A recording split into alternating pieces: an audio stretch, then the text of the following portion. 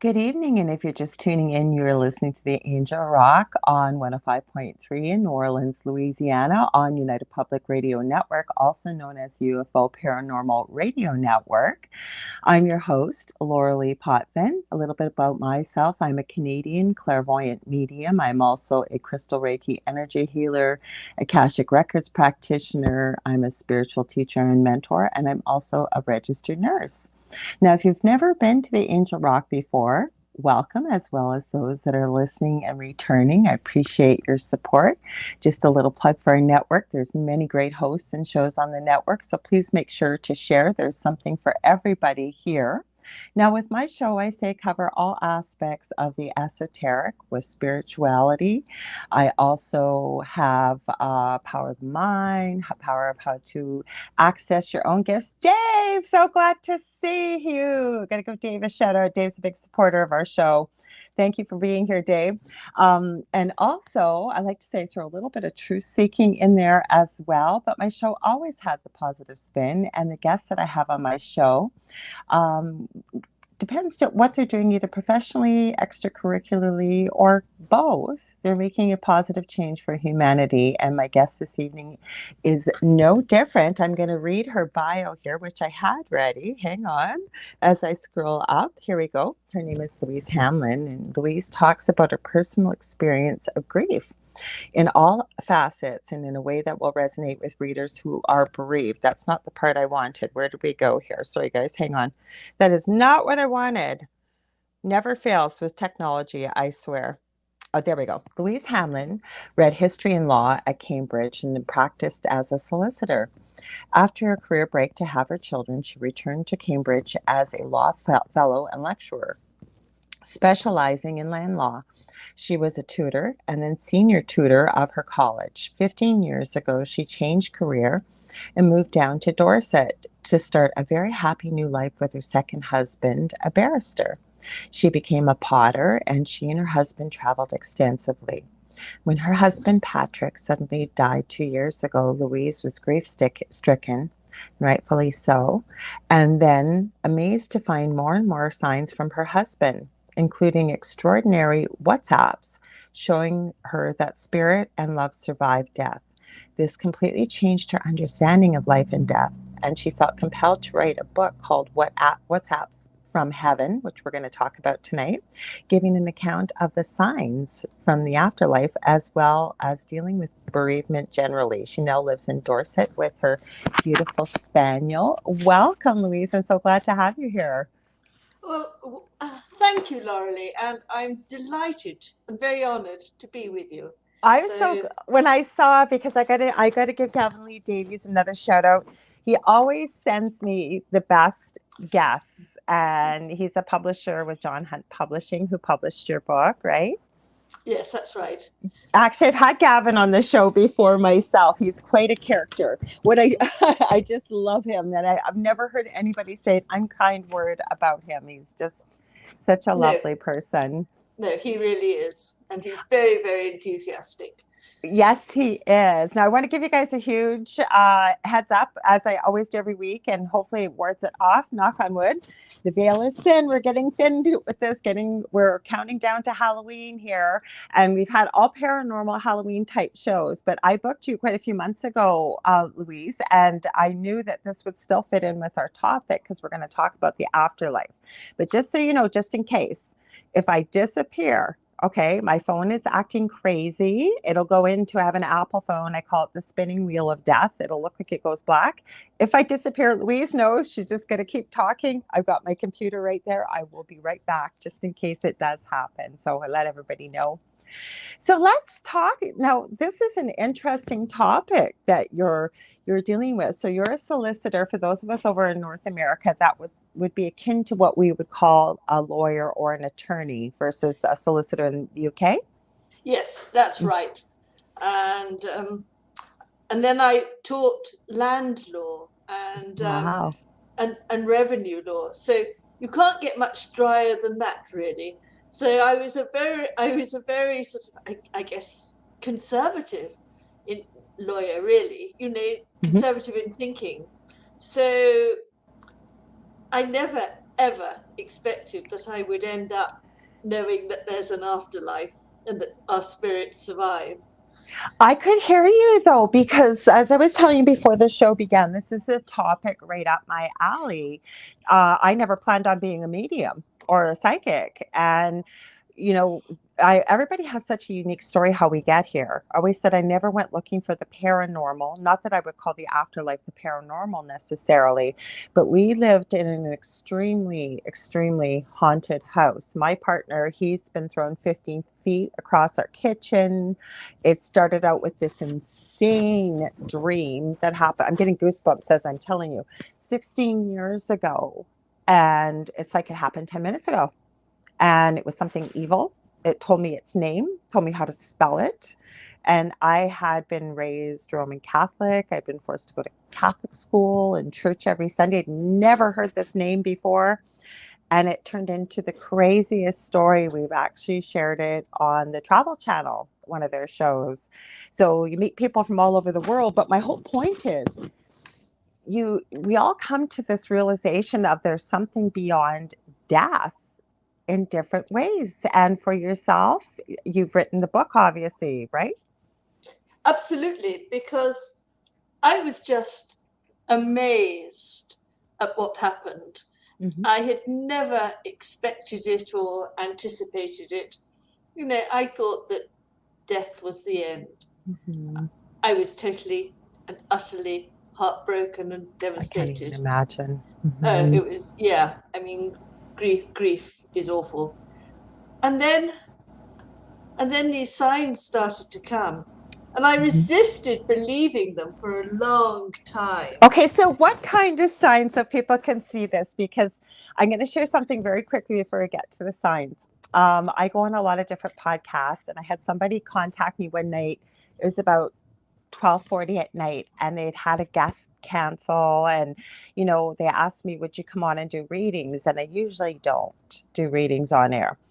And I said, well, I guess I could. The person that was supposed to come on wasn't able to make it the following day. I guess their internet didn't work the day it was supposed to be planned. So they asked me to come on. I said, listen, I don't like especially to do mediumship readings. They're very personal.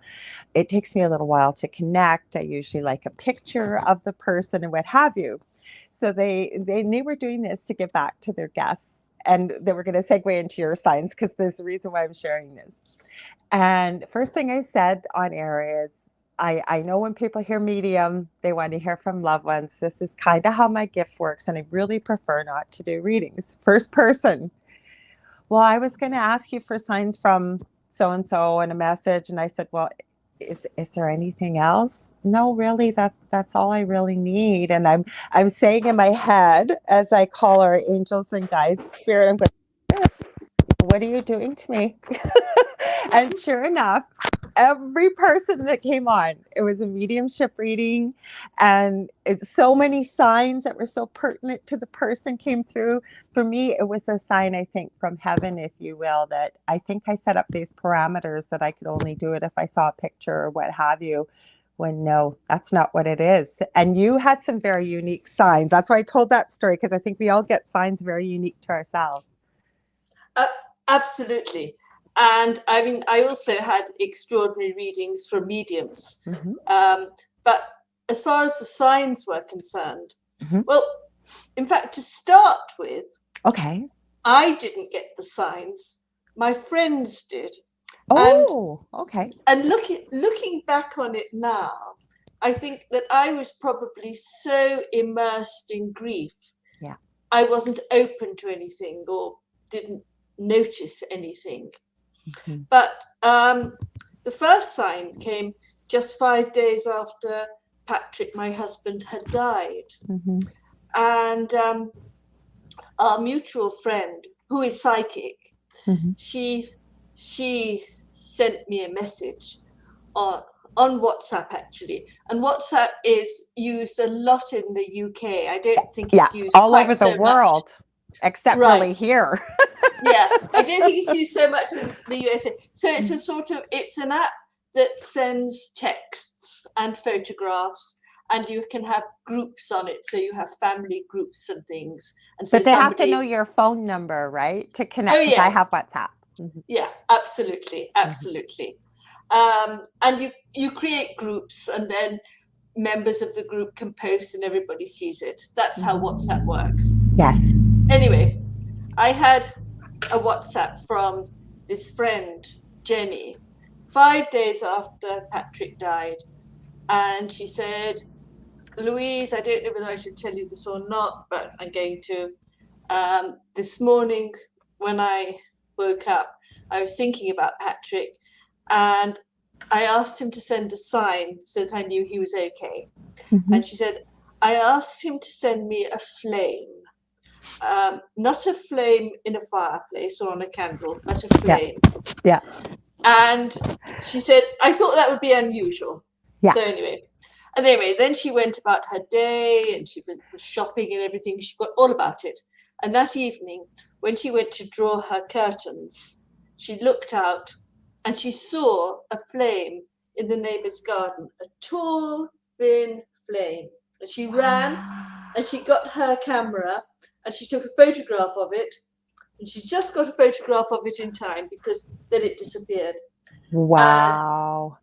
and she said, "I'm sure it was a sign from Patrick. I don't believe in coincidences. Right. It was a sign." Mhm. Now I got this, and I thought, well, I'm thinking, Yeah. yeah, Yeah. I'm thinking, and I thought, well, actually, I do believe in coincidences. Mhm. I don't anymore, but I did Mhm. then. That's So right. yeah, so I thought, no, it'd be jolly nice, but Mhm. I'm not convinced. And this same friend, um, she was then driving home from Patrick's funeral, and she had the radio on, and she said, "Oh, Patrick, can you send me a song that I can hear on the radio?" She said, Yeah. um, "Can I hear 'I Want You to Want Me' by Cheap Trick?" Yeah. Mhm. And she chose that because she said she'd never heard it on the radio, Mhm. and it would be unusual. And anyway, she arrived home and it hadn't been on the radio. So there we go. The next morning, she went to the local railway station to pick up her parents, who were coming by train to visit her. And as she was waiting for the train to come in, as she stood on the platform, guess what they played over the tannoy? Want you to want me by "I Cheap Want You Trick. to Want Me" by Cheap Trick. Mhm. And she thought, "Oh my God, that's Patrick again. Thank you, Mhm. Patrick." Mhm. So she had those signs. Another sign that another friend, also psychic, received was lights going on and off when she was thinking about Patrick. Mhm. Another friend sort of saw feathers, which came from nowhere. That's common. Yeah. Mhm. Yeah, yeah. Mhm. Now, I, in the meantime, was not getting any signs. And all these friends were sort of contacting me and telling me about the signs they were getting. And I thought, oh, you know, I'm his um, wife. Why am I not getting these signs and everybody yeah, else is? Mhm. yeah, exactly.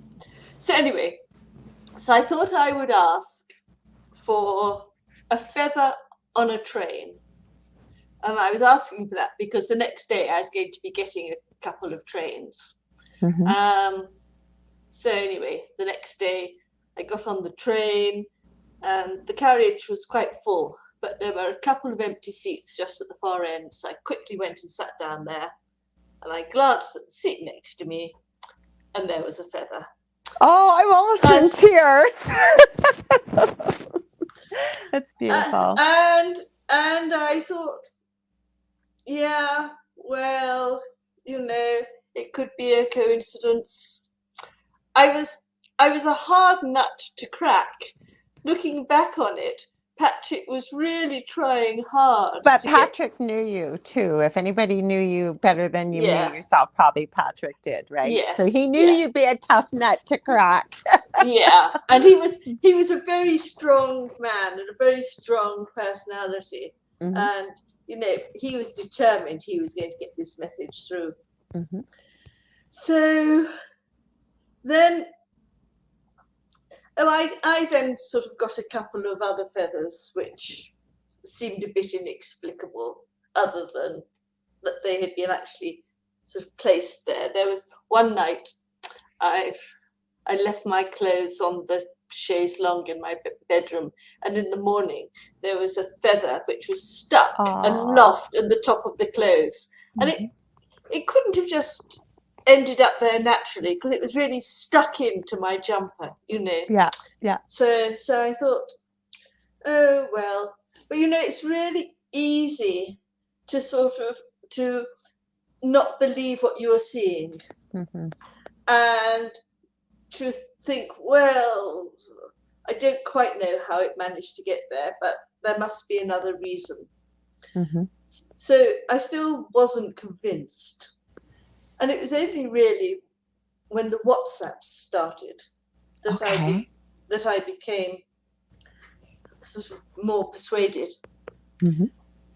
And what happened was, 2 or 3 months after he died, I went out and I left my mobile phone, my cell phone, in the kitchen, and the house was empty, and the house was locked, and the house was silent. There was no radio on, or no television on, nothing like that. And when I got back, I picked up my phone, and I was really amazed to see that there were a whole lot of words in the message box on WhatsApp ready to send to Maria. And she was a medium that I had consulted. And lots and lots and lots of words, all in this message box ready to send to Maria. And I couldn't work out how the words had got there. Now, some of the words were proper words, but generally it was gibberish. And I was going to delete it, and then I thought, oh, I don't know. I'll just send it to Maria and say, hey, look, this is what I found, ready to send to you. So I did that. And I said, what do you think? And she came back and said, no idea, really weird. And then the next day, I had a WhatsApp from her, and she said, hey, Louise, I just picked up my phone, and look what I found on my phone, ready to send to you. And it was, again, a whole lot of words, but it was a bit more comprehensible. And 3 times it said, darling, it's me. Oh, I keep crying while you're telling me, and I'm not a crier, but oh, that's so beautiful. And he always called me darling, you know, that was, and he said, and it said Valentine's Day 2019 and lilies and various other things that, you know, but it was the darling, it's me, repeated and repeated, that made me think, well, maybe he is able to sort of manipulate WhatsApp. But I thought, well, maybe Maria was making it up. And Maria is lovely and very sensible, and there would be no reason at all. She wouldn't do something like that. For her to make it up. No reason at all. But, of course, I was desperately trying to find some sort of rational explanation. Some explanation that didn't involve spirits from the afterlife. Can I ask you a question, though, that's been weighing on my mind? It sounds like, though, that you and Patrick maybe weren't completely close-minded to this, because you've mentioned you have 2 friends that are psychic, right? No, we weren't. In fact, before he died, we talked about it. And we both thought it was unlikely that spirits survived death. But we didn't we didn't totally close our minds to it. Did he No. tell you if it is true, or like did you make an agreement that if we find that it's true that we'll try and let each other know, or? No, we didn't actually. Okay. Yeah, no, I don't think it occurred to I either guess of us. it did to Patrick after, though. Absolutely. Absolutely. Yeah. Yeah. Mhm. Yeah. So no, we had not closed our minds to it, but we Okay. thought it unlikely. Okay. Anyway, these sort of WhatsApps kept on coming, but they came via Maria's phone, and Maria was saying, "No, I'm not doing this. I'm not doing this." But there was a tiny bit Yeah. of me which was thinking, Mhm. maybe she is. And it wasn't until the August that I knew for sure. And it was the 6th of August. And I know that because it was Patrick's daughter's birthday. Okay. And I was out walking the dog on the common with the phone in my pocket. Yeah. And I got back and I pulled the phone out of my pocket and I looked at the screen, and the screen notified me that I had created 2 different WhatsApp groups at 6 minutes past 11 that morning. One called Hamlin Family, one called Hamlins, one consisting of Patrick and me, the other consisting of Patrick, his daughter, and me. Mm-hmm. And I looked at this and I knew that I had not created these groups. I knew that the phone had been in my pocket. I also didn't know actually at the time how to create a group, but Mm-hmm. I just stared at it and stared at it. And this was something that had come directly to my phone. I knew it wasn't me. And I thought, it's Patrick. It is Patrick saying hello to me, and also giving his daughter a birthday present, saying hello to her as well, letting us know that his spirit still survives. Mm-hmm. And do you know, Lorilei, I looked at that phone and I just thought, yay, Patrick's spirit is still around. Mm-hmm. Mm-hmm. And I thought, my God, there really is life after death. Mm-hmm. Our spirits really do survive. And it completely changed my worldview. Doesn't it? Because, I have a adult son with severe autism. Hi, Manuel Lopez. Thank you for popping in. He says love and light. And I was having a conversation with him because, with no disrespect, he's very intelligent in some ways, but he's very much like at that precocious age of a 5 to 7-year-old child, where they're a little bit independent, like he still believes in Santa Claus and things like that, right? But yeah, I've got to do everything as a mommy would for a child around 5 to 7. So he finds it, he can read and write though, and it's very terrifying for him about death. And it would be for a child at that age, right? Trying to figure it out, like, the person's no longer here. So I could have a sneeze or a hangnail or something. Not that I complain about a hangnail, but my son will say, Mommy, you're not going to die, are you? Mommy, you're not going to die. So I have to, I've had to explain to him that everybody dies one day. But it was really interesting that I just had this conversation with him. And I said, but you know what? Because he watches superheroes and things like that. I said, do you know that we are immortal?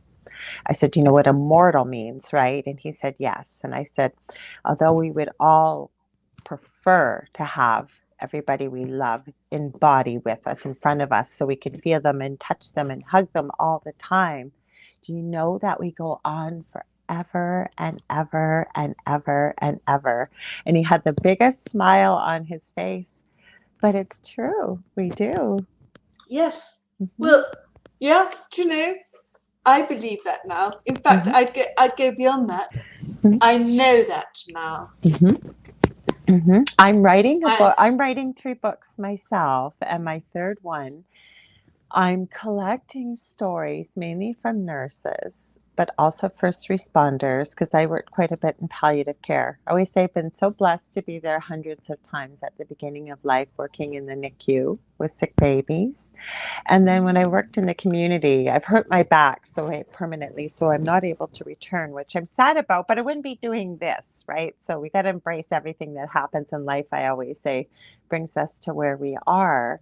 But I always say I've been so deeply honored and grateful to have had families ask me to be there as their loved one transitions, as I call it, back home. And some of the things that we witness, I believe, as nurses, because we are the ones that are at the bedside, we're the ones that spend the most time with family and patients, besides family or loved ones, obviously, but from a healthcare perspective. And I know of so many nurses that do what I do, as well as just have so many incredible, amazing stories that defy logic and reason, that there can be no other explanation, like just the pictures and the things that you see. So I'm writing a book about those stories, actually, and sharing them. oh, well, that's brilliant. And Hmm. why I wrote my book was because I just found this so wonderful. And I carried on getting extraordinary signs. I Um, was going to ask you that yeah, next. So yeah. there, are they still continuing, or now that you They know? are they are no, they are very few and far between Hmm. now. Hmm. But I did have some further extraordinary signs. I had, books flying off bookshelves. One Ooh, of the Yeah. didn't Um, that scare you, or did you oh, know? Mhm. Lorilei, the first time it happened, I was terrified Yeah. because it was about 2 o'clock in the morning. I was in bed, but I was awake. I mean, when you're bereaved, you can't sleep. Yes. And I was lying in bed feeling very, very sad and thinking, oh, Patrick, why did you leave me? Hmm. And suddenly there was a thump outside the bedroom door, a really loud thump. Hmm. And I was alone in the house. And I was so scared. I didn't I would know have been what it too. Yeah, I didn't know what it was. So I lay there, frozen, petrified, and nothing further happened. And so in the end, I very tentatively got out of bed, and then I very boldly turned on the light and I went out to see what had happened or who was there, which was the worrying thing. Yes. And there was a book. A book had flown off the top bookshelf in the Hmm. landing and had landed with a thump on the floor. And it had obviously flown with a lot of velocity because it was some way from the Hmm. bookcase. Hmm. And there was no draft, there were no windows open, Hmm. you know, no, no, no rational Hmm. explanation of how this book had happened. And I just thought, oh, that's Patrick telling me that no, he hasn't left me. I was just going to ask you, how did you Yes, interpret it? So, did he yeah, have a bit of a temper, not like angry temper, but kind of like very emphatic, like "I have not left you," and through the book? yes. Yeah. Hmm. Oh, he was an alpha male. He was a Okay. t- yeah, he was a total alpha male. Because that's what I'm And feeling. And I always say that's my sign for truth. I'm starting to get goosebumps. It's not cold in here. I'm yes, going to tell you something. I don't normally do this, but before the show, I asked Patrick. I said, if you're able to, and it's an agreement with yourself, I would love for you to be a part of the show. So we'll see. Maybe we'll get an EVP. Maybe we'll get something. I don't know, but I keep getting goosebumps, and it's not cold in here. So we'll see what happens. And I don't normally ask things of that, but I said to him, if you feel that it's appropriate, or you'd like to jump in, you're more than welcome. So we'll see maybe what we hear, or if anybody hears anything in the chat. okay, that would be lovely. Hmm. And I do feel that he's around. all the time, really. So yeah, so maybe he will. Maybe he will. I mean, another time a book fell off, and this time I wasn't so scared. Though again, it was in the middle of the night, and I had been searching for the binoculars because I had wanted to look at the birds, and Patrick and I had been interested in birds. Okay. And I couldn't find the binoculars anywhere. And anyway, that night again, there was a thump. This time I was less scared. Again, I waited just to check that it wasn't somebody, but no further noise. So I went out, and yes, another book had flown off the top shelf and was on the ground. And I knelt down to pick it up. And as I was on the floor picking it up, I saw the binoculars, which had been chucked. I love it. Okay. They'd been chucked into the bottom shelf of the bookcase. A really silly place to put them. Heaven knows why they were there. And I would never have found them. Because I was going to ask you if the books were significant that had come out, or they'd opened to a significant part. So the second one obviously was meant to show you that he knew that when you bent down to pick up the books, you would see the binoculars, right? Exactly. Yes. And I mean, the first book that fell out, it was Started Early, Took My Dog by Kate Atkinson. And I didn't see any significance in it, apart from the fact that I knew that book had been on the top shelf. So, I knew it had been sort of firmly on the top shelf. But anyway. But maybe he knew, though, if you think about it, right, that it would get your attention. Like, I haven't left you. I'm here. I'm here. I'm here. And then now that you knew that it was him, right? I don't know, maybe he put the binoculars, I keep feeling, maybe in that spot for whatever reason. Men think very differently than women, obviously.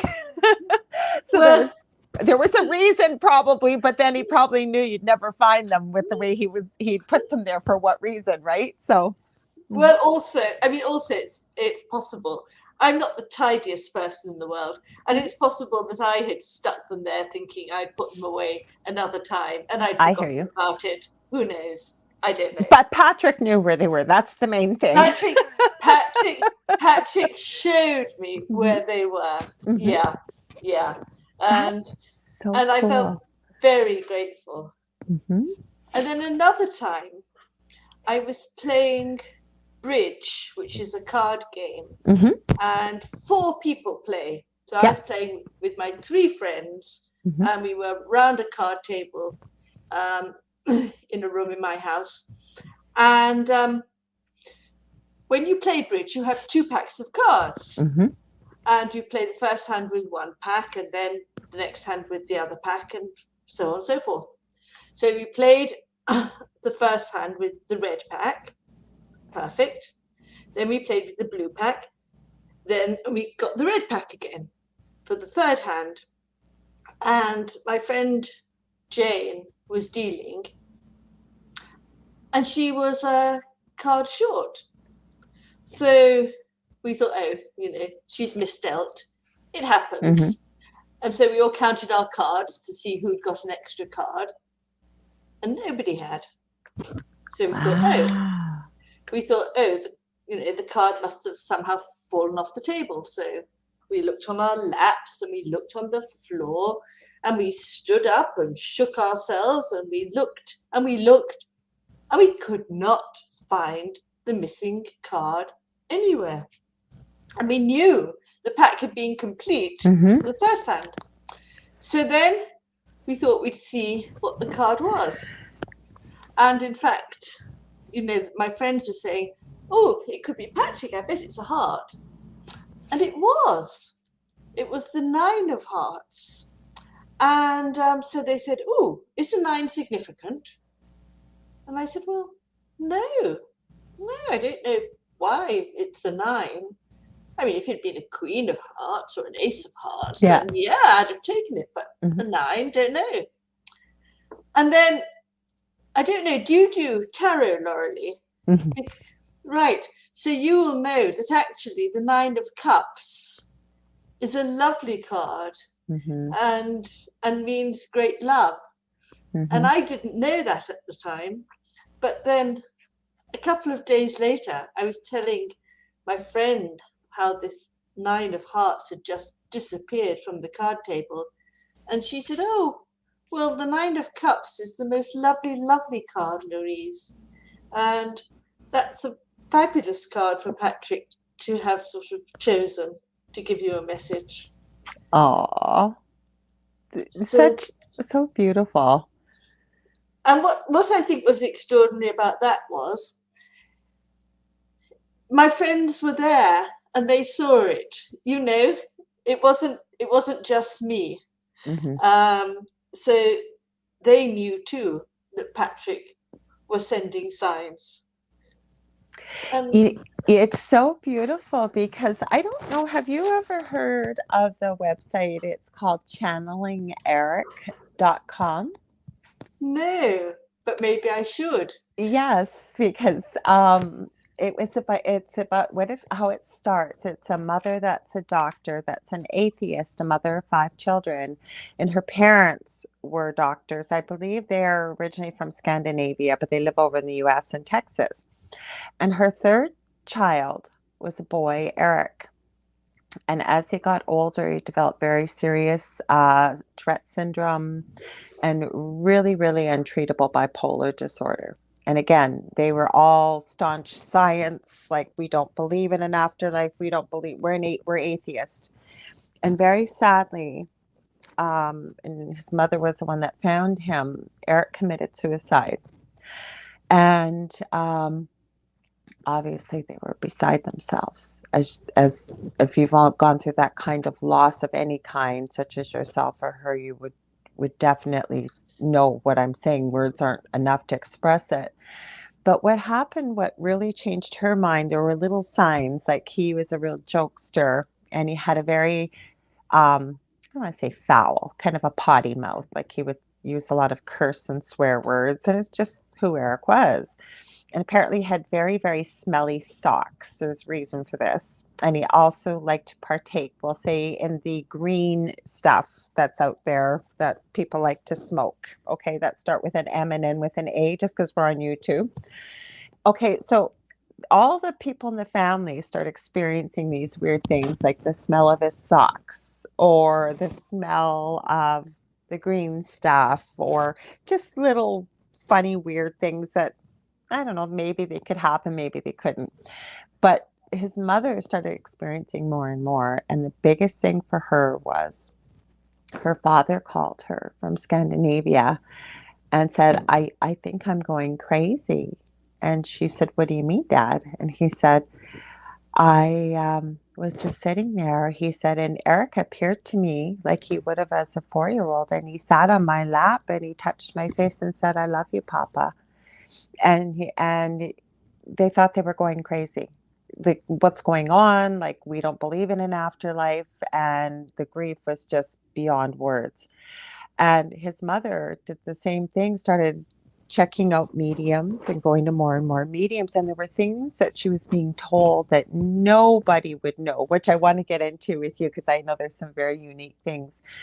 And what had happened was, it went on, and she started thinking, there's there's too many coincidences here. This is beyond coincidence. So she started doing more and more research. She eventually put together a YouTube channel and a website, and she paid for this all out of her own pocket because people wouldn't believe her. But she connected with Eric on the other side, and Eric would bring people through whom she would interview through the medium.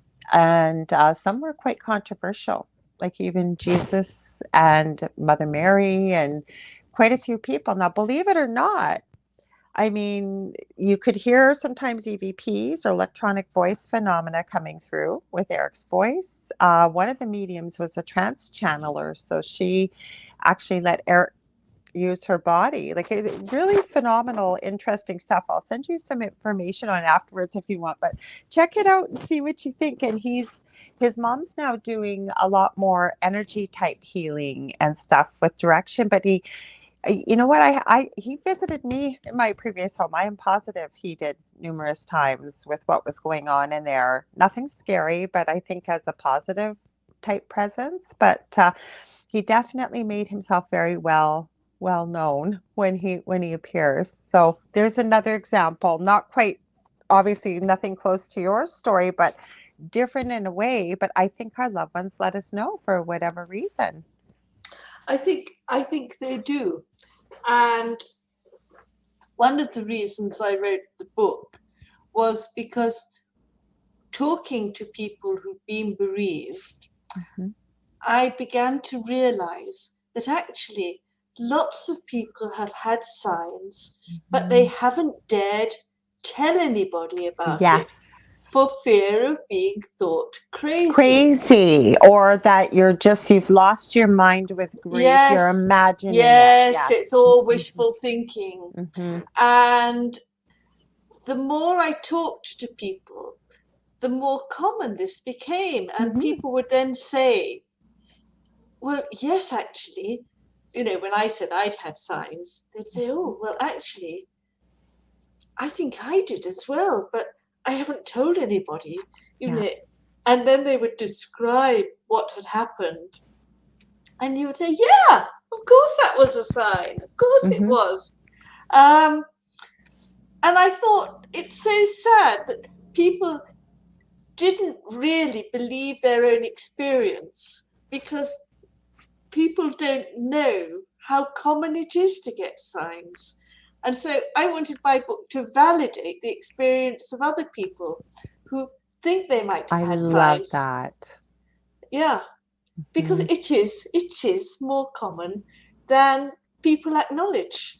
Well, plus when in and I do a lot of work with people that are grieving as well, and you know, and I explain that it's not with any judgment or any fault of anybody, but with everything being energy from a scientific perspective, right? And one of the laws of physics is, energy can't be created nor destroyed, but transferred from one place to another.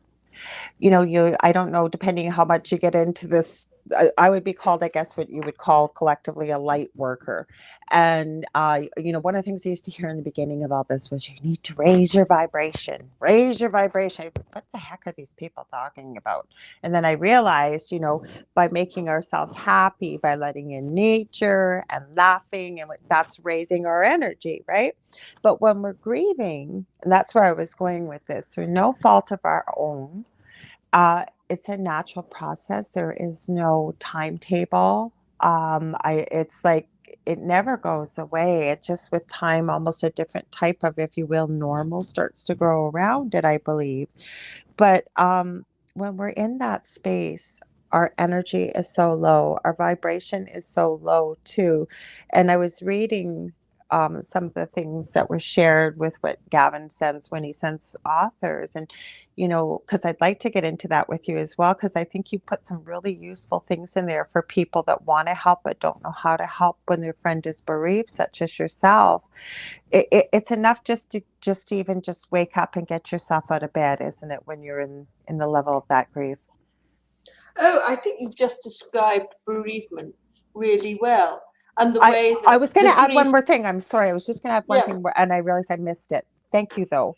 Um, but when we're at that low vibrational energy, is what I was going to say. It's so difficult when somebody is across the veil, if you will, to be able to make that connection.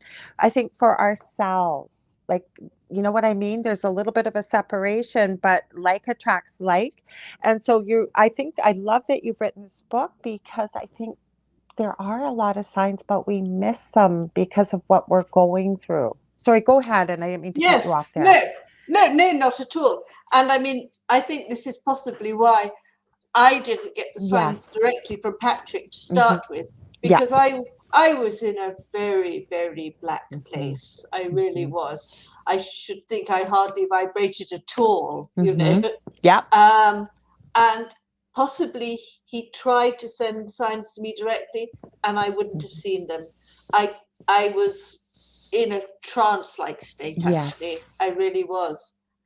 And in fact, that's so interesting what you've just said about how to raise your vibrations with letting in light and laughter and nature, because I read books and I sort of read that you needed to raise your vibrations to I have hated that contact term. I with kept the hearing that all spirit the time. You need world. to raise your vibration. What the I heck know, is that? and I didn't know what it Yeah, meant either. yeah. But I read somewhere that if you meditated, it raised your vibrations. Mm-hmm.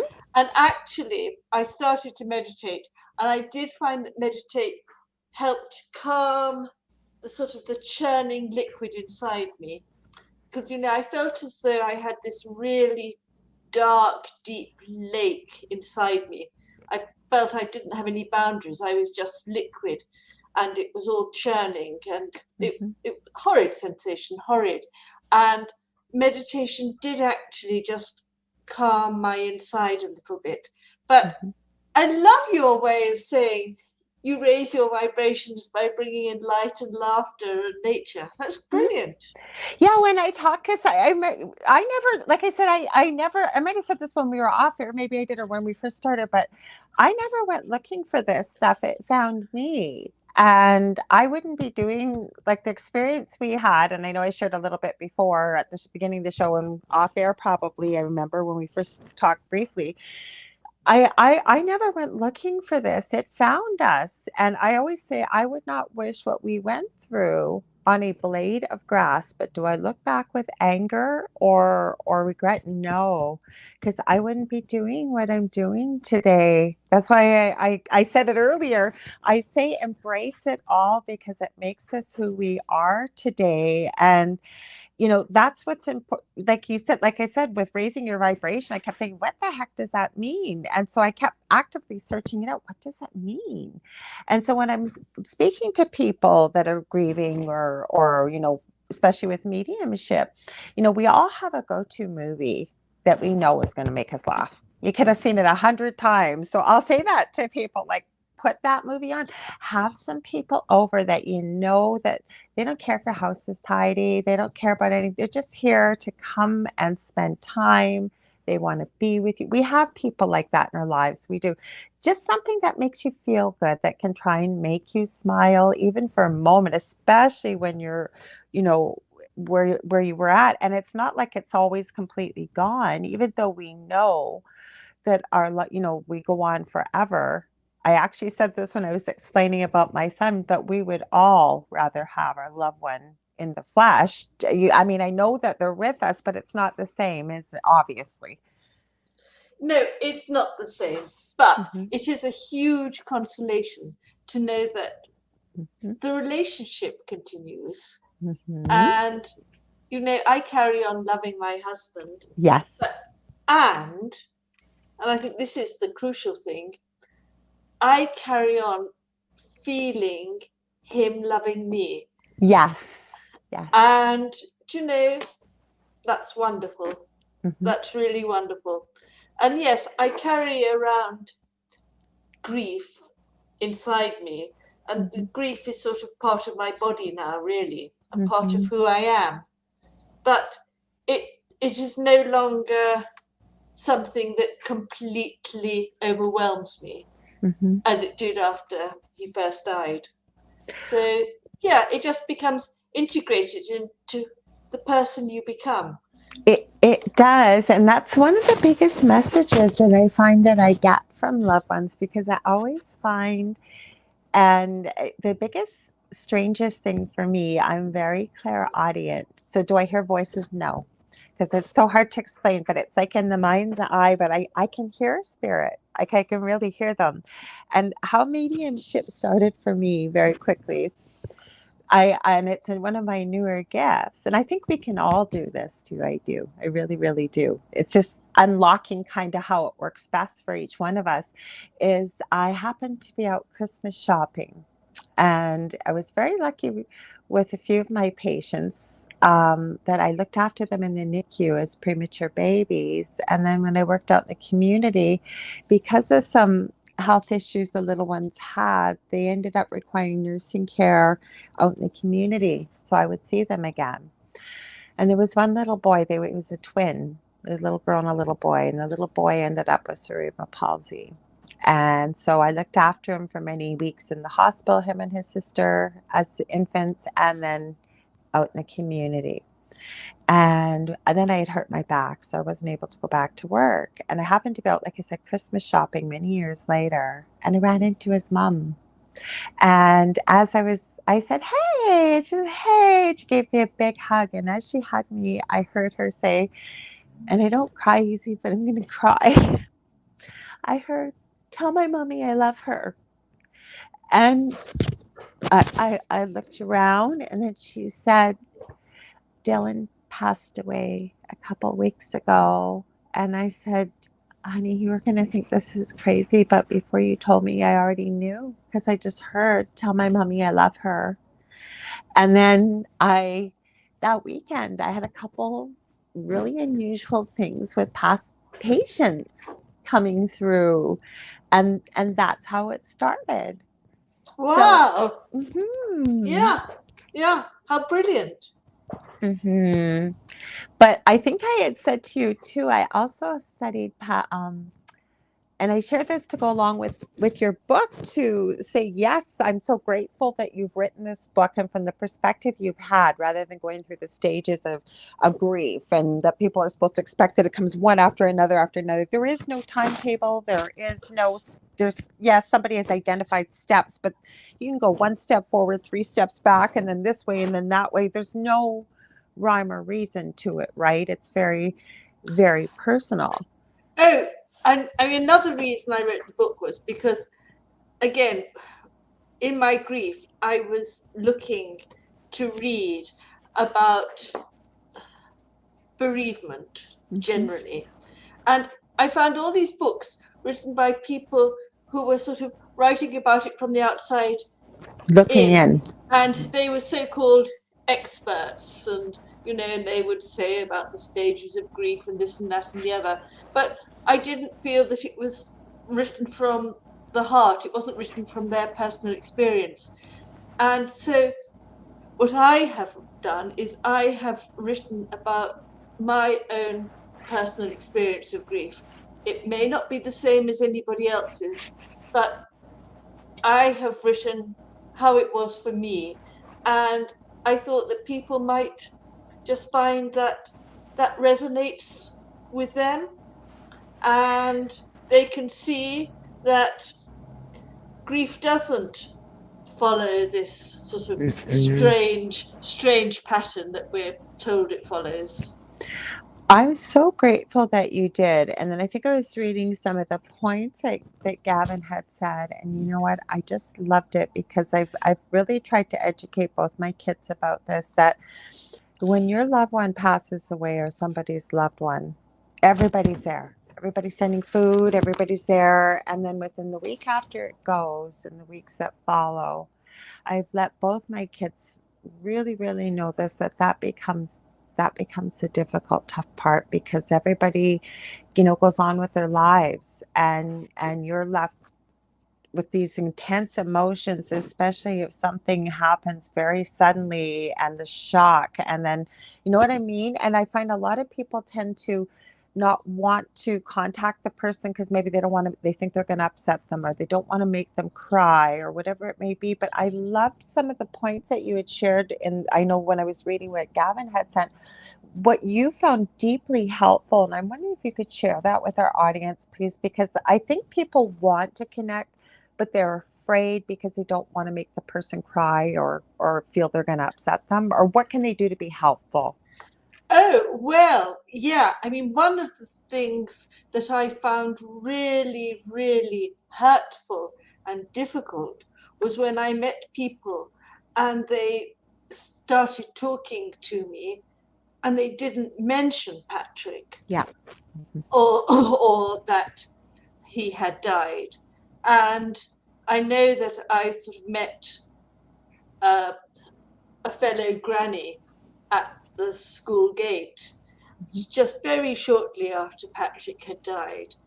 And she didn't say anything to me at all about what had happened.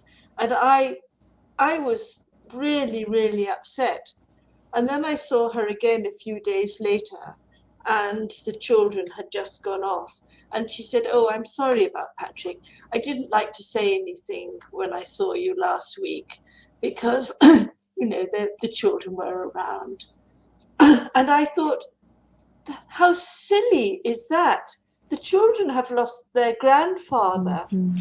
So Mm-hmm. they need everybody also to be saying Mm-hmm. how really sad that he has gone. Mm-hmm. They need to hear that his Yeah. his his death is acknowledged as Mm-hmm. well. And they don't need people pretending that, everything is fine and hunky dory. Mm-hmm. And even today, I still find that when people talk to me about Patrick and just mention him casually in the conversation, or say, "Oh, Patrick would have liked that," or Mm-hmm. "Oh, can you imagine how Patrick would have reacted?" or "Do you remember when Mm-hmm. Patrick did that?" I love it. Mm-hmm. I absolutely love that. Mm-hmm. And so, and somebody said to me, "Oh, I didn't mention Patrick because I didn't want to upset you." That's what it is. I And find it's not that people want to and hurt you, but they're afraid of no. tears. Or And Mhm. I thought, well, how stupid is that? I'm upset anyway. Mhm. And do they think that I've forgotten about Patrick? And if they start mentioning him, I'll suddenly remember. I mean, it doesn't work like that. Mhm. Pat, Patrick is always in my mind. Mhm. And so I want I want other people to to to celebrate his life, if you like, I was by just going to say the remembering word it. celebrate. Like celebrate him. Yes, Let's remember yes, him. Let's talk about him. exactly, Especially since exactly. he goes on forever and Yes, mhm. exactly. Mhm. And what somebody was around the other day, and he was saying, "Oh, Patrick used to really annoy me when he did so and so and so and so," and I thought that was really funny. I Yeah. loved it. I loved the fact that he could talk about how irritating and annoying Patrick could Mhm. be. It was, you know, as if he was still thinking of Patrick in existence, Yeah. which is No, what you it's want. important because Michelle's Yes. here from Australia. I'm going to share Dave's message and then Michelle. Dave said, we were talking a little bit ago. He said, beautiful. Yes, we can continue our relationships with those who have passed. It's not goodbye. It's right. I think it's until we see you again, because I believe we see all our loved ones again when we Yes. transition back home ourselves. But Michelle, who I know has had a loss over the last year herself from Australia, she said, something I learned is not to not reach out, I think. So a quick hello text goes a long way. And it does, just to let someone know you're thinking of them. Yes. Mm-hmm. I think that's right, Michelle. Mm-hmm. You And had, oh, go ahead. I Sorry. also that I mean another thing I think is that a lot of people said to me, "Oh, well, let me know if there's anything I can do." We And don't know what you need, right? and when you're absolutely distraught with grief, you don't have the bandwidth in your head to think, yes, I need some shopping or anything like that. You Or I you haven't can't. eaten in 2 days because the food is the You last thing can't. on my mind. Hmm. Exactly. So the friends who just came round and said, "Here is a meal for you. I'm putting it on the table. You sit down and eat it." And eat, yeah. They were the friends who were wonderful. The friends Hmm. who came round and said, "Oh, I've come to take the dog for a walk." They Hmm. were the friends who understood that you just need to go and do something unasked, because nobody who is deeply grieving is going to have the wherewithal to pick up the phone and say, "Please, could you do this or that or the You other know for why me?" I like that you're sharing this, and I'm so grateful for your book, is because most people aren't insensitive to loss. I find that they're afraid of saying, they think they're going to say the wrong thing, or you know what, if somebody, like say they brought up Patrick's name and you started to cry, then it makes people uncomfortable. But what they don't realize is that needs to have, it's okay to cry. It's okay. I mean, tears can be very healing. And, especially what you just said there, coming right from the heart, that instead of just, dropping off food, maybe you're not up for company or what have you, but like bringing it over hot and I'm just going to leave it on a plate here. I want you to eat, or doing the washing up for you, or taking the dog for a walk, or picking up some groceries. And people might use the excuse, well, I don't know what she needs.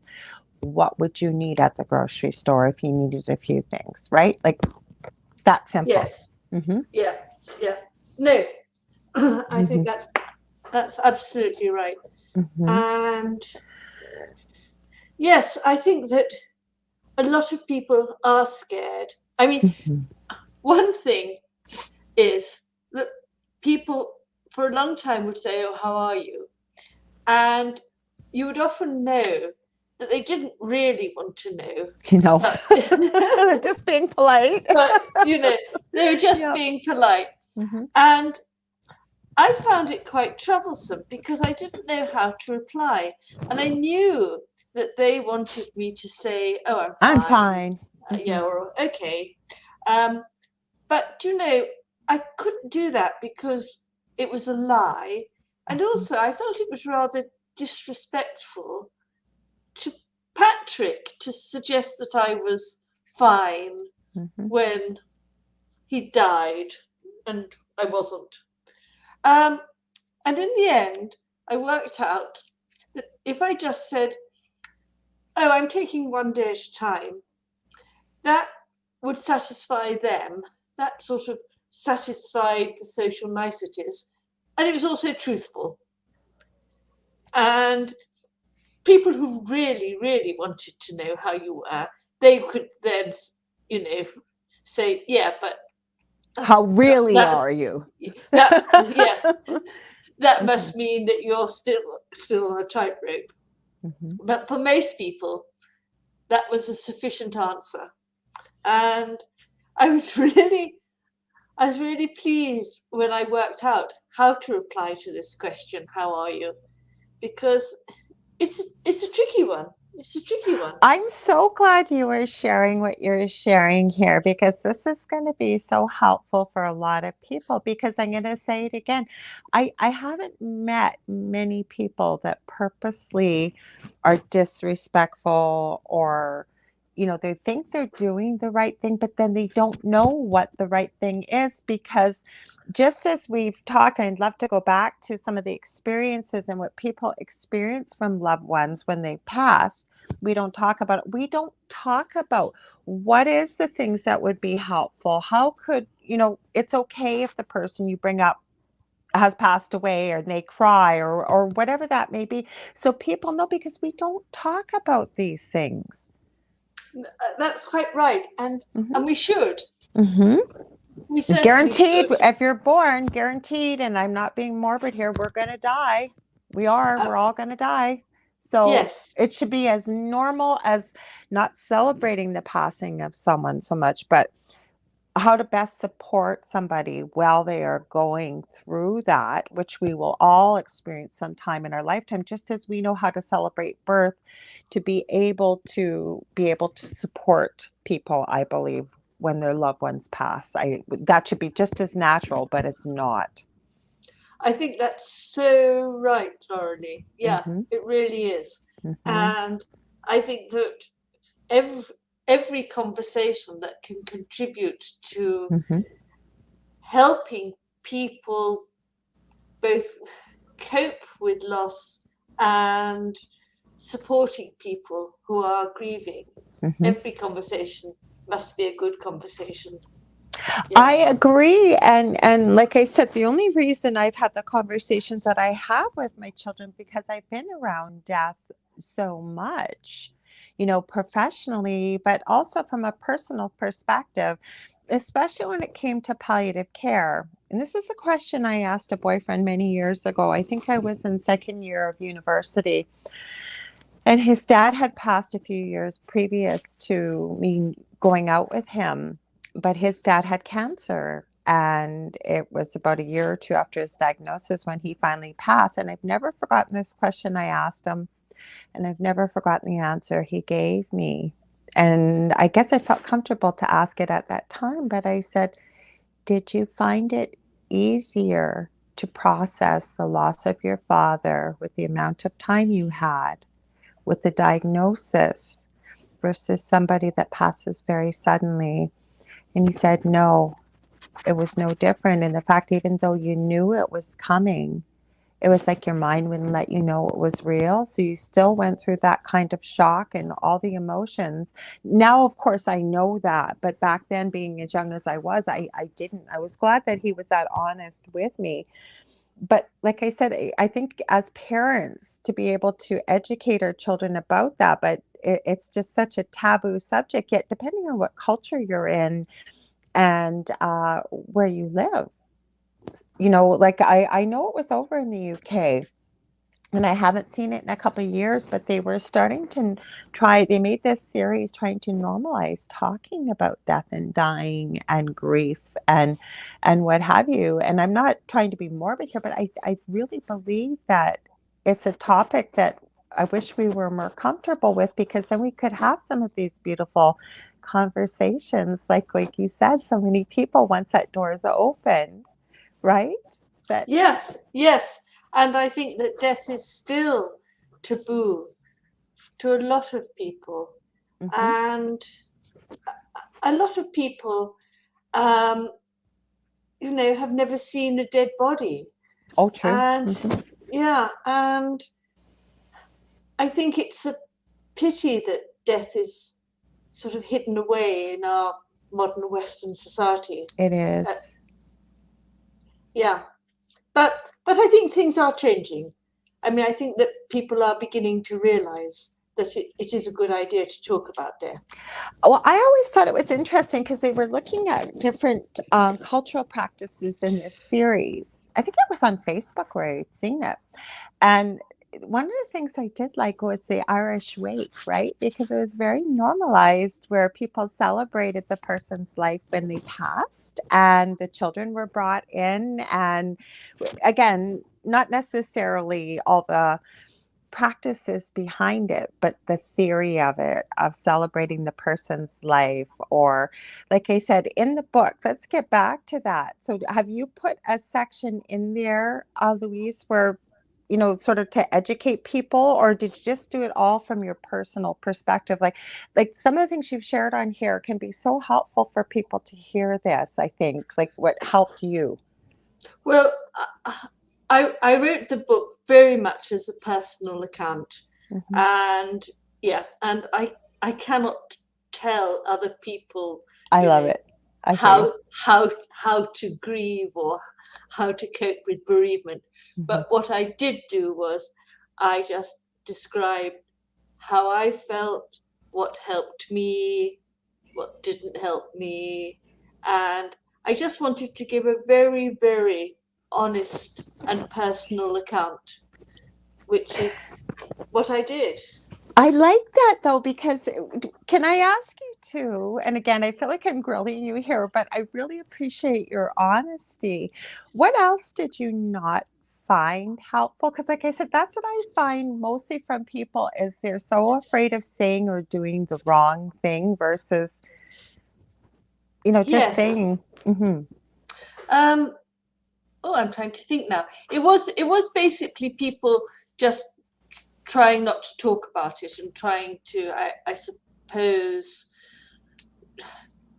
treat me as if nothing had happened. That was the worst thing, the least helpful thing. so trying Um, to avoid trying to discussing avoid, Patrick or what had happened yes, then. Okay. yes, yeah. Um, what what else was not very helpful? Well, again, I think I've said it. People saying, "Oh well, how can I help?" when I didn't know how they could help. Um, and people would say, "Oh well, I don't suppose that you feel like doing anything yet, coming out for supper or going to cinema or anything, but let me know when you feel like going out again." things like that. And of course, I was never going to let them know when I felt like going out I'm again. ready now. I know, I know. I mean, absolutely ridiculous. And I realized that people were saying it from a good place, Mm-hmm. but it just didn't work. No, Um, but these are things I appreciate that because you've been through this and you know how it feels for yourself. We do have a question, but please continue sharing. um, oh well, that I think is. I Well, think I've something come to else the end. pops up. Yeah, I kind I think I've come to the end of things I that weren't helpful. I kind of just put you on the spot because we're talking about things that are helpful, but we do have a question from Michelle. She said, "I ask, and I love this question. Have you had any dreams about Patrick?" Yes, I have. Hmm. And in fact, funnily enough, I had one just about 3 days ago, uh, Okay. three night 3 nights ago, I should say, and it was very vivid. And Nice. yes, and I was with him, and it was lovely. It was really lovely. Aw. Um, and I've had some other dreams about him. They've all been they've all been lovely, though in the dreams he usually can't come with me. So Aw. you know, so I have said in the dreams, oh, come, and he said I can't. Hmm. Uh, but when I do dream about him, I always wake up and I have a lovely warm glow inside, which is Aw. very, very nice. So yeah, I yes, always say I to do dream. people, yeah, when they're bereaved, as you've called it, and I love that term. I think it encompasses most people understand that term. That some of the easiest ways I think for our loved ones to connect with us, especially in the beginning, like how you've described, and again, rightfully so, that I mean, it was just enough probably just to wake up. You're on zombie mode. I hate to call it that, but it's just like you're on autopilot basically, right? Like there's not words to describe it. But my point where I was going with this is that I think that that's the easiest place and way for our loved ones to connect with us is in our dreams. Yes, it will. It could Hmm. well be. I mean, Hmm. I have had the smell of his aftershave as Oh. well. Hmm. Um, Well, you've been and awake. yes, Okay. Hmm. yes, but when I've been in bed, and Hmm. I but I read somewhere that it's actually quite difficult for spirits to make a smell. I don't know whether that's I don't true believe or that. not. I don't believe Right, that.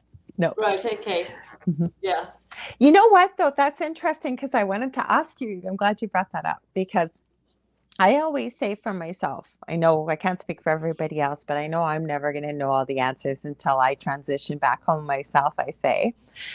But the reason why I don't agree with the smell being difficult is okay, because I'm telling you the amount of smells, like, and that's where I was going, and I got off on another tangent. The biggest shock to me with mediumship was being so clairaudient and hearing spirit in the mind's eye. I'll say I'm not hearing voices. Is it was like going to a different country. I speak French and some Spanish and English. Okay, so with mediumship, and I was expecting to hear it because I hear, no, sometimes they will show you, sometimes you'll hear them, sometimes you'll just feel them, sometimes you'll smell them. I mean, I could go on and on the way they come through and they communicate. Some just come through with symbols. Like it was just so odd for me compared to always relying on the fact that I had that hearing sense. So that's why I was saying I don't agree necessarily that it's difficult for smell because I've had many a spirit come through and it'll be this unusual smell or a perfume or an aftershave and you'll describe it and the person, oh, that's so and so's or that's so and so's or so I think I truly like to believe that our loved ones, when they're on the other side, will come through in the best way possible to let us know as their loved ones still here on earth, that it's them. Does that make sense? Yes, that does make sense. And, you know, Patrick, he was a lawyer. Yes. He used to write a lot because he would, write for work. And he was a And judge. brilliant too, I'm sure. Yes, Sorry, a yes, he judge too, was. you said? And he was a judge, so Okay. he would be writing his judgments and things. Um, and it seems to me that he chose WhatsApp to use as a medium to contact me because Okay. that's all about writing. And Okay. that was his special skill. So whether that's right or not, I don't know, but I that's don't what I think there thought. is any right or wrong answers. And when people ask me questions about things like sex, you're not asking me, you just are sharing it, right? Yeah, I always say that I believe that if you believe or you feel that this is the best way that Patrick, and you understand it, like you said, it's a writing type app, and with the writing that he did, it has to be right. It has to be yeah, right because I don't think that any of us are in an authority position to be able to tell somebody else, no, that's wrong or that's right. Because I did, I wish I did know Patrick, but I don't. Maybe in spirit one day, what it'll be. But what I'm saying is, you knew him best. So if you really felt that that's why he chose that and he knew you best, it has to be right. yeah, Yeah. yeah. It makes sense to me anyway. It Yes. makes sense to me too. Same as with the aftershave or the, did you say cologne or like a It was aftershave. Yeah, aftershave? Okay. yeah, yeah. Um, I remember, I think it was in the notes that Gavin had sent too. And I've seen this myself before, that you had spoken with a medium, I believe it was about 5 days after Patrick had passed. Oh, yeah. I mean, I didn't really believe in an afterlife, but Gotta try it.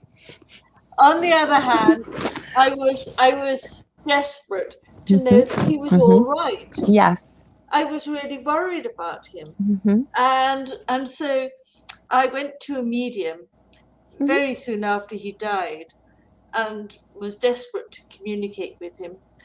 And anyway, it was a bit of a disaster.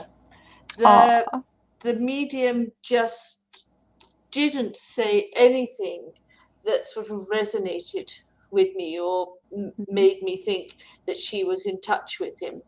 And in fact, towards the end, she became a bit sort of irritated and rather ratty with me because I kept on saying, "Well, no, no," and she really did actually sort of snap at me at the end. So that was not a good it experience. wasn't your fault. No, I know, absolutely. I Mm-hmm. guess she was very frustrated, so it was Yeah, not a good experience. But I'm pleased to say that I tried again, I'm glad you did. and yes, and I guess I want to, spread the word that if you do go to a medium and for whatever reason it doesn't work for you, it is worth having a second go. I almost feel like maybe she might have been picking up on somebody else around you, possibly, It because it it just didn't work for me at all. I But have to anyway, tell you, you gotta have that's been the hardest part for me with mediumship. I'm gonna be honest with y'all out there, is I can tell you, I usually get people to record a reading so they're not writing notes. And I always tell them some of the stuff's gonna come through and you're gonna say, I had no idea what you're talking about. But I said, hang on to it because maybe a couple months from now, what have you. But the point is with mediumship, I can't tell you. And I understand that this was it wasn't as successful. And sometimes that happens. And I tell people, we're not 100% right. We're human too, right? But the point is with mediumship, I can't tell you the amount of people will say, no, I have no idea what you're talking about. And then by the end of it, or usually a day or two later, they'll be talking to a friend or a family member, and then they'll go, oh, wow, I understand that wasn't your experience. And I'm so glad that you tried again. But the point I wanted to make, I think it was something I had read, because I've seen this before, that people will say you're not supposed to contact people immediately after they pass, that you may not be able to get through to them. Now, what was your thought about that? Did you feel that that was true, or? Well, actually, um, I phoned another medium up quite soon Good. after Good. the first poor experience. Yeah. And I found this medium on the internet, and she lived about 1.5 hours away from me. Right. And I phoned her up, and I said, "Hi, my name's Louise." I didn't give her my surname, and I'd like to come and see you because my husband died in February. So that was the only thing she knew about me. And her immediate reaction was, "Oh, that might be a bit too soon." And then she said on the phone, "Oh, he died in the middle of February, didn't he?" And I said, "Yes."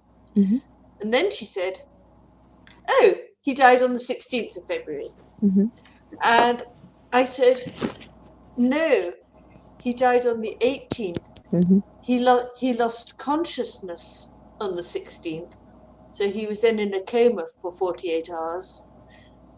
And she said it with great certainty, "Oh, well, he's telling me he died on the 16th, and that's what I'm writing down." And I loved that, because I thought, I can quite understand why he thought he had died on the 16th, because he hadn't been able to communicate.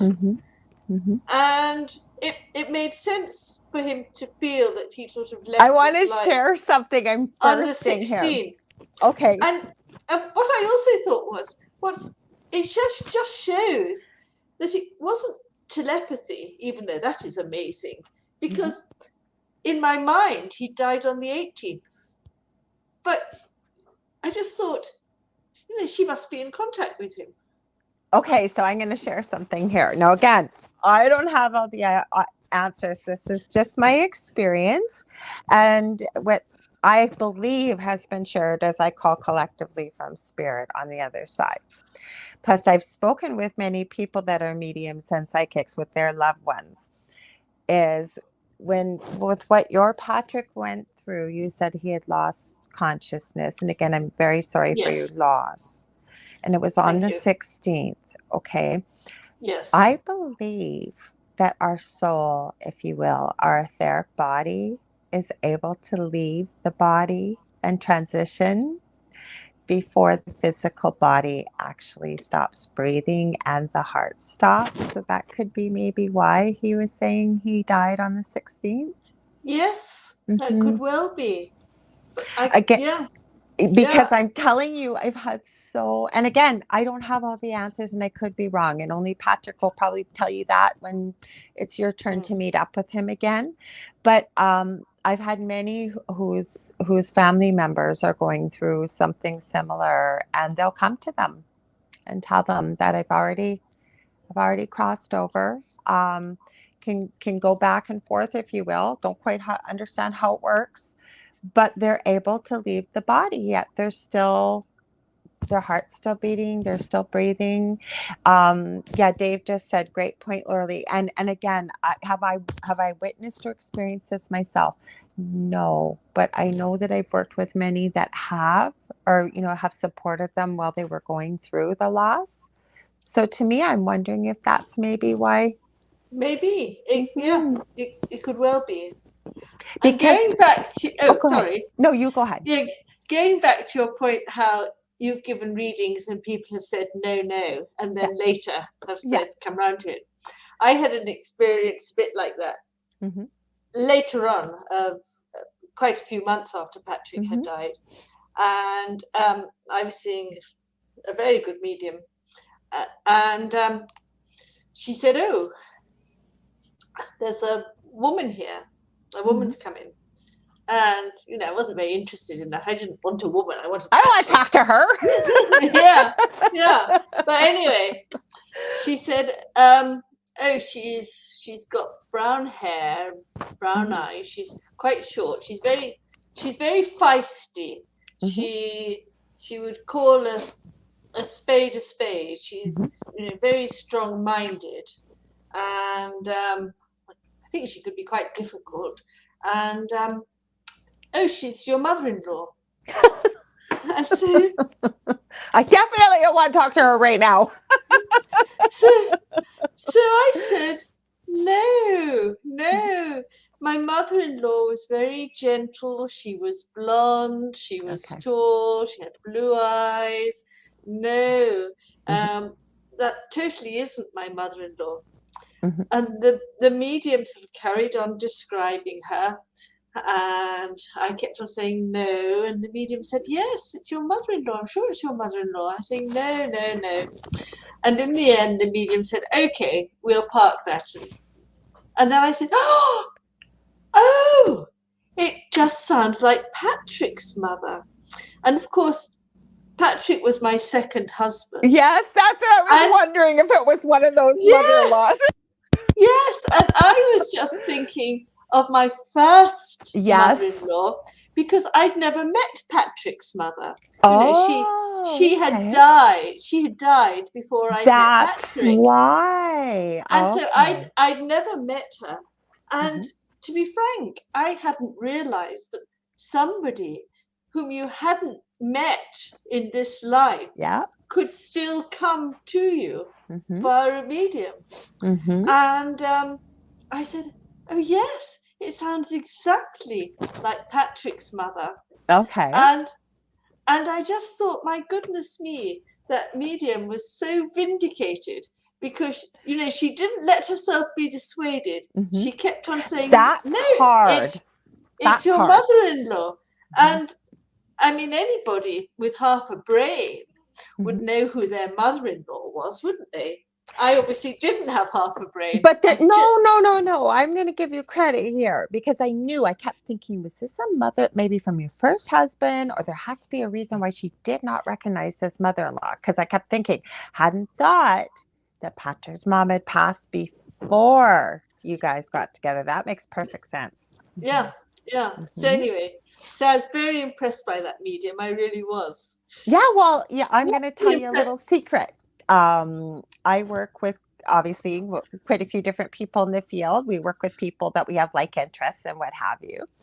And I can tell you that in one of the sessions, we had a famous movie star come through, give us a lot of information that we didn't know that we could verify, and including a very famous scientist from back in history.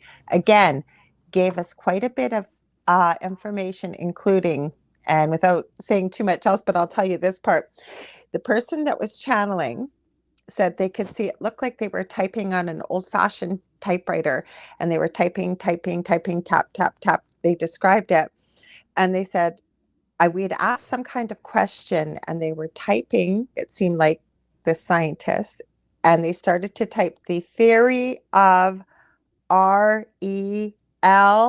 And all of us in the group jumped up and went, oh, no, no, no, no, no. We don't do physics. No, absolutely not. We're not going there. And then the person that was channeling started laughing because she said you literally could see it like being deleted on a computer screen. So they come through. Did we meet them before? No, but there you go. Yeah. Hmm. Yes. Yes. And there had to be Well, a purpose for why she came through. Not that I would ever ask, but I'm saying, even though we may yes. not have met Yes. them, there's a reason why No. somebody would come through. No. She came through with a message, Mm-hmm. and Mm-hmm. the message made perfect sense. There you go. There you go. Yes. So. Yeah. And it So. happens, but it rocks your confidence. I can imagine as a solicitor, and you're doing something right that like you're absolute certain that it's right, and then the person you're working with is going, no, no, I don't think so. Oh. No. Well. Exactly. I mean, this is why I Mhm. was so impressed by this medium, Mhm. because she didn't let herself be deterred. Mhm. She thought it was my mother-in-law, and she was right. And I was just being very blinkered Mhm. not thinking about, Because you you know, didn't this, expect it, so you because can. I didn't expect it and I'd never met her. Mhm. But of course, the description fitted perfectly. I love Yeah. it. So Yes.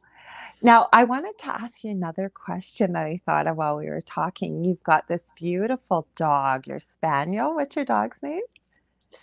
Well, Phoebe. Phoebe. Um, but the very sad thing is that actually Phoebe died last month. So, Oh, I'm so, so, so sorry. but Oh, I but I went and apologize. no, don't apologize. But Hmm. I went and scattered her ashes on Patrick's grave. Oh, I So love so I it. thought that was rather Because nice I was because, going to ask you, and then I want to share something about our beloved pets in a minute after that. But did you find when Phoebe was alive and Patrick, like with the books flying off the shelf or what have you, did you notice much of a reaction with Phoebe? Like she recognized him, or was she relaxed about it, or? well, I think that sometimes, she would be looking at something that I couldn't see. And I think that sometimes she would be wagging her tail for no Mhm. particular reason. And so, yes, I think that she was sensitive to energies. I think all of our animals are, but I know this might sound crazy, but then again, we're talking about topics tonight that we don't maybe regularly talk about. But Phoebe's still with you as well. Our animals do come back. I don't know. Did she sleep at the foot of your bed by any chance, or a special spot? Obviously, she'd have a special spot, but Well, we used to snuggle up on the sofa, okay. and then she it was quite funny actually because she wasn't really allowed upstairs.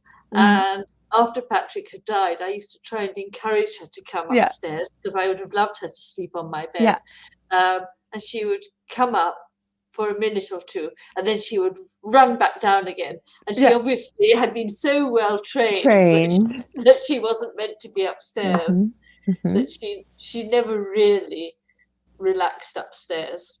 But Well, we would snuggle up on the sofa in the evenings, and that was lovely. okay, so next time you're on the sofa, just see what you notice there, because they never leave us. I'll tell you just a very quick story, mostly for our listeners. But I was talking to a friend quite a few years back, and we were on video chat like you and I are.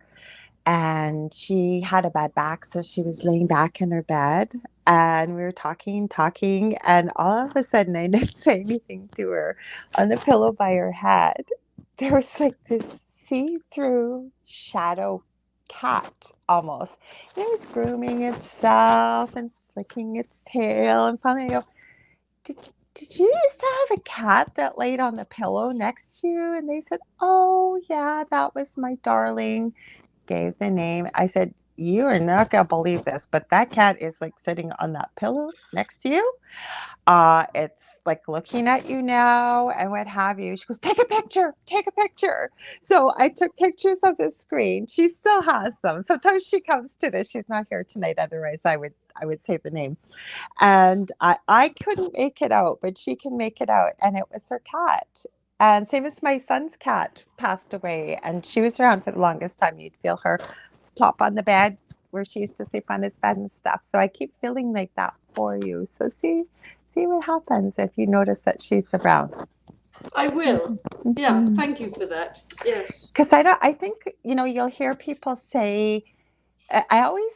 I guess I think it matters. It's what people's experiences are, but you'll hear people say, well, you can't do that once you cross over. Like people can't visit back once they're crossed over, passed over to heaven. And it's like, says who? Maybe that was your experience, right? Like, I don't believe that there's limitations on the other side. I'd love to hear your thoughts on that. Well, I haven't had anybody say that to me, but I Mm-hmm. am quite sure that Patrick is often around. Mm-hmm. Uh, and, I often feel him. In fact, Mm-hmm. I feel him most of the time, I love really. it. And he didn't really like being driven by me. He liked to be the driver. And when I was driving, he would sort of quite often sort of say, "Oh, you're in the wrong gear," I and hear things you. like that. Yeah. Yes, because we tend to have manual cars in the UK rather than I know how to drive those. automatic. Right. And so I would often not be in the gear he thought I should be in, and I could tell that he was always a little bit nervous when I was driving, and he was a very good driver. Yeah, I'm better driver than I am, but sometimes when I'm driving the car, I almost feel as though he's taken hold of the steering wheel. It's a funny sort of feeling, but I feel that he's got my arms and my hands, and he's guiding them. I love it. Yeah, and it's a lovely feeling, actually. It's a very nice feeling. But I feel that he's thinking, "Oh golly, yeah, I think I'd better just take over here and let's get Louise home safely." Oh, I love it. I love it. And I feel that quite strongly. Go ahead. And this psychic friend of ours who saw the flame and then had the "I want you to want me" cheap trick, she gives me energy healing. Oh, I love it. And I love it because whenever I go to her, she'll always say, "Oh, here's Patrick." And she'll say, "Oh, he's standing by your left side," or "He's standing over there," and "Oh, he's put his hands on you here." And that happens every time. And she's not making it up. She can really feel him or see him there. And I really like that. I really like that feeling. I love it. So you know what's beautiful about that? I literally heard when you were saying not only do you get the energy healing, but it almost felt like the way you were describing. It's almost like an energy boost to your soul, that confirmation that he's still there, or he has his hand on your shoulder, or what have you. Well, yeah, and what's extraordinary is she gives me this energy healing, and she says that sometimes she can feel that Patrick is also giving me energy healing, and she can feel the energy from him in my body. Isn't that extraordinary? I think that I love it. And sorry, I had to block this person. They're being absolutely disgusting. That happens on YouTube. We get spammers there. No, I believe it is what I was going to say. I was positive you were going to share that, because I don't know. I almost believe like we have jobs on the other side. And as somebody, and it's not a job to be with you, that's not what I'm talking about. But maybe that's part of what he does on the other side, right? Healing too. Never mind how much he loves you and knows that you need that. And it's coming from such a place of love and from the other side. I can't even imagine how powerful that would be. So I think it's extraordinary. I think it's incredible. And I'm so glad you've shared that, because I can't imagine for people listening and hearing this that never ever thought this was possible, to hear these type of things. Because that's where I was going to go with my next point was, how has this been received by people that you've known, say you and Patrick as a couple, or people maybe that wouldn't believe in these type of things? Well, I mean, I'm quite aware that my book is never going to convince somebody who has a closed mind. Absolutely. And I have some friends who are good friends, and they sort of say, "Yes, I believe you, Louise, but if you believe it's true, then it's true for you," which is sort of, a wishy-washy and suggesting, trying to be nice about it, supportive of you, but not true for them. Yeah. And that's okay. That's okay. I'm not trying to change the world at all. What I'm wanting to do is to say to people who are open to the possibility, yeah, it's happened to me, and it might happen to you. So there are quite a few, well, men in particular, I think, are reluctant Mm-hmm. to take it on board. So I Mm-hmm. have quite a few friends who are couples Mm-hmm. where the woman believes and says, "Yeah, this is wonderful and that's brilliant," and the men who say, "Well, I can't really believe that." So What's your you thoughts as to why do you think? I have a theory, but I'd love to hear your thoughts. Like, why do you think maybe men are more reluctant? I have no idea. No? I don't. I don't know at all. Okay, I my thoughts are Yeah. obviously, and I truly believe that as men and women, we each have our own gifts, but we think so differently.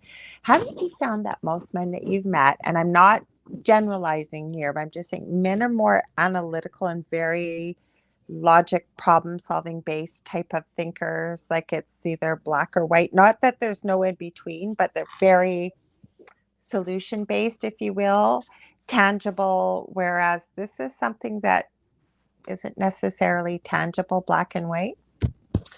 Yes, I guess that is right. And also, I suppose that, well, for my generation, and it Mm-hmm. might be different now, but for my generation, the men, had to really learn how to be very logical and precise to do well in their careers. Mm-hmm. Whereas somehow it was easier for women to do more, um, how should I put it, airy fairy things. I agree. Well, I'm 57, so I hear what you're saying with the fact that I just say I find actually I'm going to read what Dave wrote. That's why I highlight it because he's a gentleman. He says, I would say in general, men have less intuitive gifts.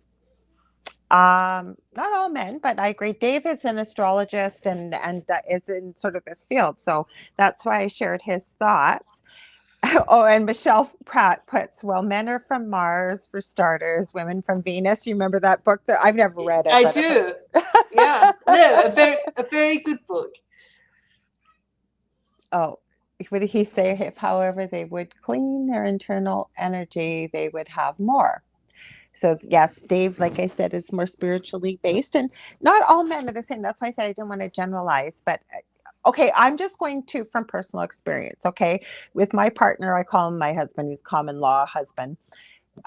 After everything we've been through, he's been thrown 15 feet across the kitchen with nothing there. He didn't even tell me about it for 2 days. He went out and got his battery tester because he's sure he must have been shocked or something. It ended up being paranormal. To this day, he is still very skeptical that he's got to debunk it 6 ways to Sundays, like logically, before he'll even entertain. And again, that's not every man. And I'm not bashing men here. I'm just saying we think differently, right? And you've noticed yourself with having these conversations, right? Yes, Mm-hmm. absolutely. And I don't know whether um, younger people are more open to all of this and younger men are open to all of this. I'm not sure. I mean, in my generation, men were still being brought up to be the provider and to be the Mm-hmm. sensible one. Mm-hmm. Um, and I'm I trying to and that think. and that is different now, Well, and I'm that's a trying to good thing. think. I have two boys. My eldest is the ones that have been around. Yeah, it just depends, I guess. How they've grown up and what they're. I guess that's pretty well for anybody. But I hear what you're saying because when you talk about any of these kind of topics, I find I always said they were always so isolating because it's not like something you could have a chat while you're in queue, on queue or in queue or in line at the No, grocery store. Yet when somebody opens that door, all of a sudden everybody's had an experience. Everybody's had something. And it's like, why weren't we talking about this before, right? yeah, absolutely. That is Mm-hmm. so right. Mm-hmm. Yes, Well, I'm hoping with books like yours that we can open this discussion up a lot more and have more of these conversations because it's so healing, isn't it? Oh, Lorilei, that's why I wrote the book. I would love to open up the conversation. And yes, it is so, so healing. I think I would be in a terrible dark place still if I thought that there was nothing left of Patrick but memories. But I know that Oh. there is still his spirit, and it was a very special spirit, and so it's just wonderful that it's still around. And I'm so glad he is too. Like you shared some really beautiful things, including the driving assist and the healing from the other side. And I hope to have you back on again soon, Louise, to hear more about your experiences and what you've got going on. I would love to come back again, and I've thoroughly enjoyed talking to you. I don't know who just did that, but somebody just turned my light off. I'm not kidding. Well, I saw the light suddenly go, but I thought maybe you had turned it off. I don't know if that was you, Patrick. I asked you to join in, so thank you if it was. It could well have been. I have no idea. It just went click. Well, just as we were beginning to say goodbye, he did have a very good sense of humor. He Well, was, yeah. there you go. So how can people get a hold of you? Where can they buy your book and things like that, Louise? Oh, well, I would love people to read my book, and it's called WhatsApps from Heaven, and you can go to Amazon to get it, or you can order it from any bookshop. And I've got a website, which is www.louisehamlin.com. And if you go onto the website, you'll see more about it and more about me. I love it. Yeah, but yes, there's a lot more in my book, and I want the world to know. I do feel, by the way, if I can just say this before we Please do. finish, the book was very, very easy to write, and I sort of felt that Patrick wanted me to write it. I love it. Love it. So it just flowed without any problem at all, and I do think that I was meant to write it. I think you were too, because we need a book like that. Like you said, it's the kind of book you were looking to read that you couldn't find. And I'm so glad that you wrote this and shared your story and your experiences with Patrick. Somebody wrote shows over. I think Patrick has a good sense of humor. I did say to him, I'd love to have you join in if you could. So thank you, Patrick. I want to also remind you, I want to thank everybody that was here. Michelle, we've got Dave. Who else did we have here? I don't want to miss anybody. And this isn't all that we had. Nicole, I didn't even get a chance to shout you out. Guiding Echoes. She's another one of our hosts on Tuesday nights here with the show Guiding Echoes. And we had Manuel Lopez. We got lots more people watching just because we couldn't see the conversation. We got people from all over the place watching. So thank you. Please share this with your friends, especially if you know somebody maybe that's going through a bereavement themselves or has lost somebody they love. And I'm sure they will find this helpful and to be able to buy Louise's book. Thank you for being here, Louise. Thank you very much, Lorilei. It's been a great pleasure and delight. I love having you. I can't wait to have you back on again. And I want to remind you, we this was kind of a Halloween show, but kind of not. But we were talking about the afterlife because we're doing all things Halloween this month. But I knew this topic would still fit in. But I want to remind you that next week I will be back, same space, same time. So 6 p.m. Eastern Standard Time, Monday nights with the Angel Rock. Also, if you ever want to get a hold of me on Facebook.com/Angel Rock. Say you want to book a healing session, a reading. I do mentoring. I have 2 groups on Facebook, Paranormal University for all the paranormal, and then the Angel Rocker Tribe for many of the things that we talked about tonight. But next week's guest, you guys are not wanting